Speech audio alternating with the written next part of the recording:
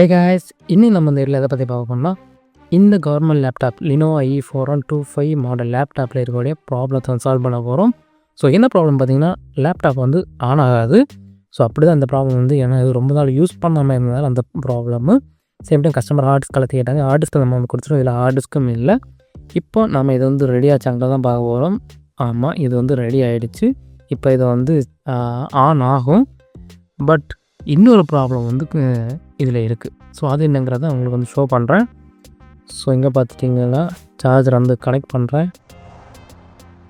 So connect பண்ணிவிட்டேன். இங்கே பார்த்துட்டிங்கன்னா எந்த ஒரு இன்டிமேஷனுமே இல்லை. சார்ஜ் ஆகுறது மாதிரியான எந்த ஒரு இன்டிமேஷனும் இல்லை. ஸோ இங்கே தான் வந்து சார்ஜிங்கான அந்த லைட் இருக்குது, இன்டிமேஷன் லைட் இருக்குது. But no response. இப்போ நான் இதை ஆன் பண்ணி காட்டுறேன். ஆன் இங்கே பார்த்துட்டிங்களா, ஆன் ஆகுது. ஸோ இந்த ப்ராப்ளத்தை தான் நம்ம இப்போ வந்து சால்வ் பண்ண போகிறோம். இது வந்து கண்டிப்பாக எல்லாருக்கும் தெரிஞ்சிருக்கும், பேட்ரி இஷ்யூ தாங்கிறது. பட் பேட்ரி மட்டும்தான் இஷ்யூங்கிறத கன்ஃபார்ம் பண்ணிக்க முடியாது. ஏன்னா போர்டு இஷ்யூ இருந்தனாலுமே உங்களுக்கு வந்து பேட்ரி வந்து சார்ஜ் ஆகாது. ஸோ அதை எப்படி ஃபைண்ட் அவுட் பண்ணலாங்கிறத இந்த வீடியோவில் நம்ம வந்து பார்க்க போகிறோம். ஸோ வீடியோ ஸ்கிப் பண்ணாமல் கடைசி வரை பாருங்கள். பார்த்து முடிச்ச வீடியோ பிடிச்சிருந்தா லைக் பண்ணுங்கள், உங்கள் ஃப்ரெண்ட்ஸோடு ஷேர் பண்ணுவாங்க, மறக்காம வந்து சப்ஸ்கிரைப் பண்ணுவாங்க. வாங்க வீடியோக்குள்ள அடி போகலாம்.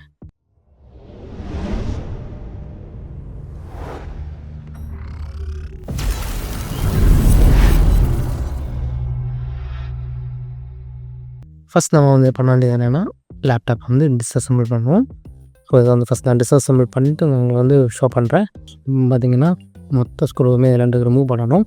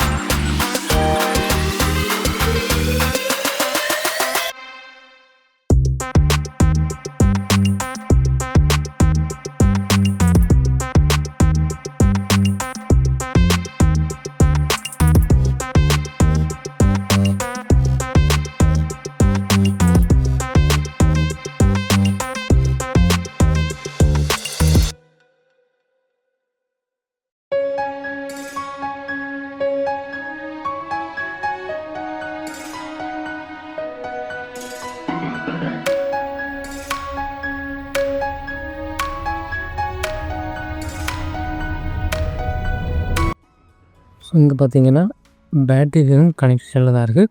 பட் சார்ஜ் ஆக இல்லை. இப்போ நம்ம வந்து பேக் சைடு ஓப்பன் பண்ணலாம்.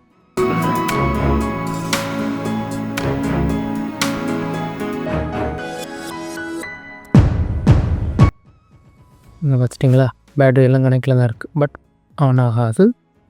இப்போ வந்து பேட்ரி கனெக்ஷனை கலத்தி விடுவோம். கலத்தி விட்டுட்டோம். பேட்ரியை மாற்றி வச்சுட்டு இப்போ என்னென்னா, இது வந்து நம்ம இதான் வந்து பேட்ரிக்கான கனெக்டரு. இதில் பவர் வருதாங்கிறத இப்போ நம்ம வந்து செக் பண்ணுவோம். அதை செக் பண்ணுறதுக்கு நம்ம வந்து மல்டிமீட்டர் யூஸ் பண்ண போகிறோம். ஃபஸ்ட் வந்து மல்டிமீட்டர் வந்து டிசி மாற்றிவாங்க. இதில் வந்து 20 வோல்டேஜ் போதும். ஏன்னா வந்து பேட்ரி கனெக்டரில் வந்து 3.something வோல்டேஜ் தான் வரும். ஸோ நைட்டாக வச்சுக்கலாம். இப்போ நம்ம என்ன பண்ண போகிறோன்னா, சார்ஜர் கனெக்டர் வந்து கனெக்ட் பண்ணுறேன். ஸோ கனெக்ட் பண்ணிட்டேன். சின்ன ஒரு ஸ்பார்க் அடிக்கும். சிலதில் வராது. ஸோ அது லேப்டாப்பை பேஸ் பண்ணியாது. ஷார்ட் இருந்தாலுமே கண்டிப்பாக ஒரு ஸ்பார்க் அடிக்கும். என்னென்னா, இது வந்து கிரவுண்டு பிளாக்கு. ஸோ பிளாக்கை கிரவுண்டில் பார்த்துட்டு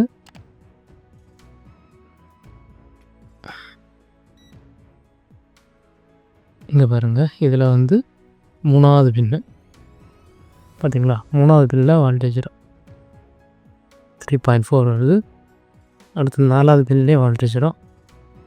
5வது பின்லேயே வால்டேஜ் வரும். ஸோ இவ்வளோ பின்னில் தான் வால்டேஜ் வரும். இதில் வால்டேஜ் வந்தாலே வால்டேஜ் கரெக்டாக இருக்குதுன்னு அர்த்தம்.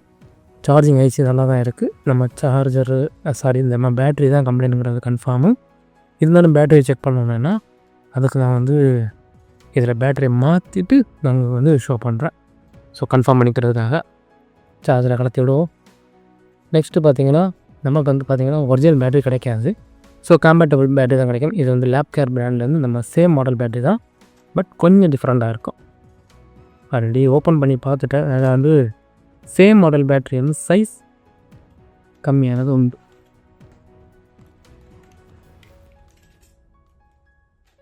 எப்போவுமே கவர்மெண்ட் லேப்டாப்புக்கான பேட்ரி வாங்கிட்டு அதோட ப்ரைஸை செக் பண்ணிவிங்க.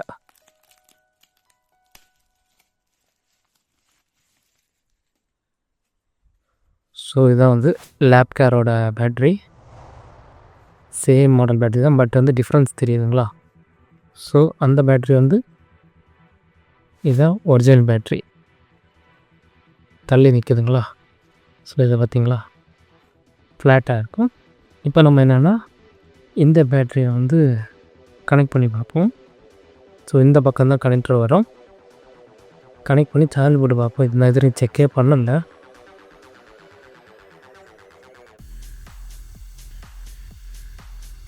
இது ஒர்க் ஆகுமான்னு தெரியலையே.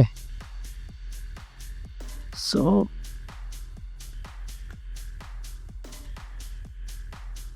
பேட்டரியை மாட்டிட்டோம். இப்போ சார்ஜரை கனெக்ட் பண்ணால் இங்கே வந்து லைட்டு பத்துச்சுன்னா ஒர்க்கிங். பார்த்துட்டிங்களா, லைட்டு பத்துது அப்படின்னா சார்ஜ் ஆகுது. பேட்டரியில் ஆல்ரெடி சார்ஜ் இருக்குங்கிறத அர்த்தம். ஸோ இதுதான் ஃபால்ட்டு, ப்ராப்ளம் சால்வு. ஸோ இங்கே பார்த்துட்டிங்களா, நம்ம கஸ்டமர்கிட்ட டிஸ்கை கொடுத்துட்டோம். ஸோ அதோட ஸ்க்ரூஸ்லாம் உள்ளே இருக்குது. அது நாளைக்கு வந்து நம்ம திரும்ப அதை போட்டு கொடுத்துடலாம். இதை கொடுக்குற டைம் நம்ம அதை கொடுத்துடலாம். இப்போ என்ன போகிறோன்னா, இதை கலத்தி விட்டுட்டு பேட்டரியும் கலத்தி விட்டு பேட்டரியில் ஆன் ஆகும். டெமோய்க்கு பார்த்திங்கன்னா கட்டுறேன். லைட்டாக தூக்கிட்டோன்னா ஹிந்து நம்ம வந்து ஆல்ரெடி லூஸ் பண்ணிட்டோம். அதனால் அதை அசால்ட்டாக தூக்கலாம். நெக்ஸ்ட் வந்து இதில் ஒரு பட்டன் நோவா பட்டனு. ஓகே, ஆன் ஆகுது. ஸோ இது வழியாக உங்களுக்கு டிஸ்பிளே தெரியும். டிஸ்பிளே தெரியுதுங்களா? அப்படின்னா சக்ஸஸ், பேட்ரி சார்ஜ் ஆகுது. இப்போ நம்ம என்ன பண்ணலான்னா இதை கலத்தி விடுவோம். பேட்டரியில் நிற்கிறது பார்த்திங்களா, டிஸ்பிளேயும் காட்டுது பார்த்திங்களா. So problem solved. ஸோ நான் உங்கள்கிட்ட இதே மாதிரி ரெக்கமெண்ட் பண்ண மாட்டேன் இந்த மாதிரி பண்ணுறதுக்கு. ஸோ நமக்கு செக் பண்ணுறதுக்கு உங்கள் செக் பண்ணி ஷோ பண்ணுறதுக்கு இப்படி தான் பண்ணணும். சேம் டைம் நீங்கள் வந்து இந்த பின்னை வந்து பார்த்து கனெக்ட் பண்ணுங்கள். இவ்வளோ பின்னு பெண்ட் ஆச்சுன்னா ஒன்றுமே பண்ண முடியாது. இப்போ நம்ம வந்து இதை வந்து கேட்போம். இப்போ இதில் இருக்கக்கூடிய பேட்ரியை வந்து இந்த பேட்ரி எப்படி செக் பண்ணலாம் பார்ப்போம். இந்த கவரை லைட்டை நீக்கி விட்டுவாங்க, தேவையான நீக்கி விட்டால் போதும். இதில் நமக்கு வந்து வால்டேஜ் வரணும். இப்போ வந்துச்சுன்னா இது வந்து ஓகேன்னு அர்த்தம், இல்லைன்னா இது வேஸ்ட்டுன்னு அர்த்தம். நான் இது வரைக்கும் செக் பண்ணலை வால்டேஜ். ஸோ பிளாக்கு இதுவும் 20 வால்டேஜ் இருந்தால் போதும். ஸோ பிளாக் மாற்றி வச்சாலும் பிரச்சனை இல்லை, மைனஸில் வர மாற்றி வச்சா. ஸோ ரெட்டுக்கு எதுக்கு வரல, அப்படி வரலைன்னா சென்டரில் உண்டைக்கும். சென்டரில் உள்ள எதுலேயுமே எந்த ஒரு ரெஸ்பான்ஸும் இல்லை. சப்போஸ் நான் மாற்றி எதாவது பார்க்குறேன்னு சொல்லுங்கள், ஏன்னா நான் வேற ஒரு பேட்டரி செக் பண்ணேன், அதில் என்ன கரெக்டாக இருந்துச்சு. ஸோ எல்லாமே 0 தான் இருக்குது. நீங்கள் பிளாக்கு ரெட்டு வச்சாலும் அப்படி தான் இருக்குது, கிட்ட கொண்டு வந்தாலுமே அப்படி தான் இருக்குது. ஸோ எந்த ரெஸ்பான்ஸ் இல்லை, இந்த பேட்டரி டோட்டலாக டெட்டு தான். ஸோ இதுக்கு பதிலாக நம்ம வந்து அந்த புது பேட்டரியை வந்து சேஞ்ச் பண்ணிடலாம். ஸோ ரொம்ப சிம்பிள் தான்.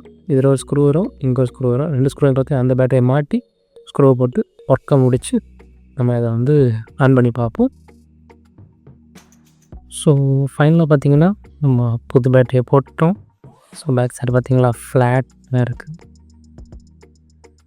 இப்போ நம்ம அதை வந்து ஆன் பண்ணுவோம். ஆன், இங்கே பார்த்துட்டிங்களா பேட்டரியில் ஆன் ஆகுது. சேம் டைம் வந்து இப்போ சார்ஜ் ஆகுதான்னு பார்ப்போம்.